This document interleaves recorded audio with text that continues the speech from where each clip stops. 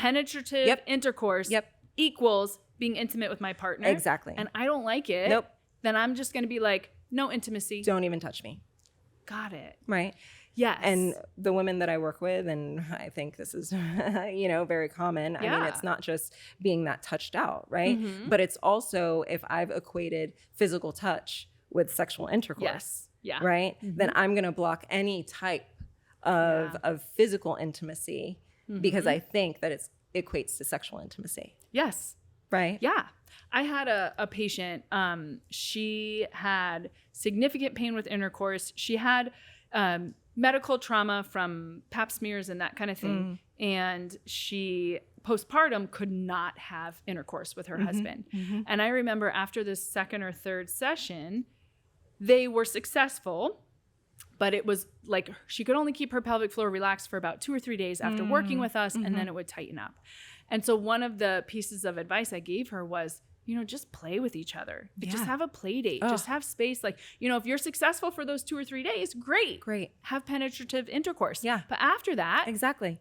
Be kids again. Be playful. Be naked. Like, do all kinds of stuff. Like, that does not have to be the end all be all. Because she did start saying what you're saying. Right. Like, I just don't even want him to touch me because I know it might lead to that. Exactly. And if I can't, I'm a failure. And then I feel like cockadoo and I don't want to go there again. Yep. And that's where we really have to expand our perspective and our approach to intimacy. Yeah. Right. Big time. And we have to recognize that, if we're going from this very linear, rigid way of thinking about intimacy, right? Intimacy equals sex, sex equals intercourse. If I have intercourse, it has to end in an orgasm. Right. Yeah. Where even taking the orgasm out of it, right? I can have intercourse without having an orgasm, but I can still have a really lovely, wonderful time with my partner. Right. Mm-hmm. It can still be pleasurable and connecting even without that little cherry on top. Right.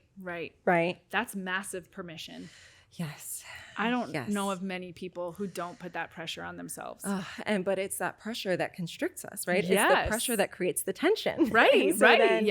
If we're looking for that release, we're not going to get the release. Right. Because we're so wound up in this idea.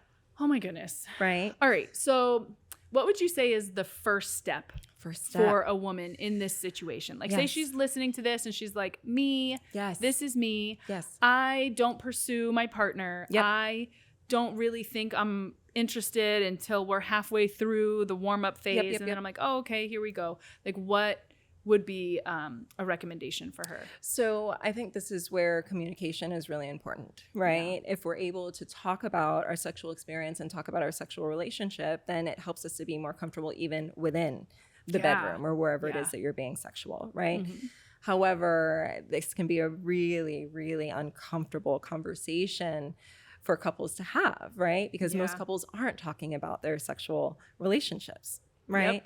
And so this is where we kind of have to take a little bit of a different approach, right? Okay. So we don't want it to feel like a boardroom, right? We actually don't want to sit here and maintain eye contact, right? Because eye contact is like, now you're really seeing me, and now I don't know, I'm going to see your reactions, and I don't know if I'm going to like your reactions, and so I'm going to avoid this, right? Interesting. So I like to recommend for my couples to either go on a walk and talks, right? Ooh. So you're walking side by side, you're not necessarily having to really, eye gaze, right? Fair. And so it's more casual, more comfortable. Tone and timing are essential, right? Okay. So do you actually have the time to have this conversation? Or are you just passing, trying to get words out while you're doing all the other responsibilities? That's not going to work, right? Mm-hmm. Yep. So let's go for a walk, even if you're walking the dogs, right? Okay. And let's talk about, let's just open up the conversation is really what we want to do, right? Yeah. So when we're opening up the conversation, I like to take a sandwich approach. Love it. Are you familiar with the sandwich? So when you say sandwich, yes. I think about, say, like if you're giving someone feedback, you're going to do a compliment, then the feedback, and then, and I love you and a compliment. Yeah. Best man in the world. Thank you. Exactly. Okay. So prior to my private practice, I was managing a team and working with HR. They're like, oh, you just got to sandwich it, right? Mm-hmm. So then as I really got into this work, I was like, you know what, maybe we can use that, but kind of modify it a little bit, right? Okay, yep. So my sandwich, we're going to start with the first layer. We're going to talk about something that we really liked, loved, and enjoyed. right? Perfect. And it Okay. would be wonderful if couples can have this conversation, I would say within 24 to 48 hours of the last sexual experience. Oh, Because okay. if you go too long, then you might forget, right? Life Interesting. happens Yeah, and that's there's too great. many things. And I might not remember all of kind of the details and the nuances that are actually really important Yeah, here, yeah. right? Like you stroked me in this way versus this way, right? Mhm. And I actually really like this way. But then days later, it's all the same. Yeah. Right? Yeah, that makes sense. And so this is where if we can kind of open up this conversation a day or two later, right, Mhm. then we're really catching it so that we're really learning from each Yeah, other, that right? makes sense. And so you can open up the conversation by saying, hey, babe, you know, I was just thinking about our experience last night, right? And I really loved this part of it, right? I really loved the way that you kissed me here, or I thought the foreplay that we were doing was amazing, and I really loved this position. Right. Yep. So you can get into, and if you are actually having a really hard time identifying something, right, it's just looking for maybe the smallest something, right? Sure, If we're just yeah. kind of getting this ball rolling, right? And it really does turn into a really beautiful snowball if you allow it, right? So we got to start somewhere. Yeah. Yeah. So I really loved being touched in this way, right? Then the next layer is just something that didn't work for you.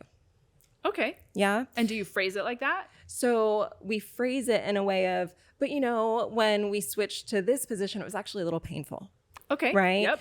When we started to kind of, when things started to get like even more hot and heavy, it got really fast. Mhm. And I actually needed it to be a little bit slower so that I could really be in that moment, right? So we're not saying, ugh, I don't know how many times I have to tell you that I don't like this thing. Yeah. Yep.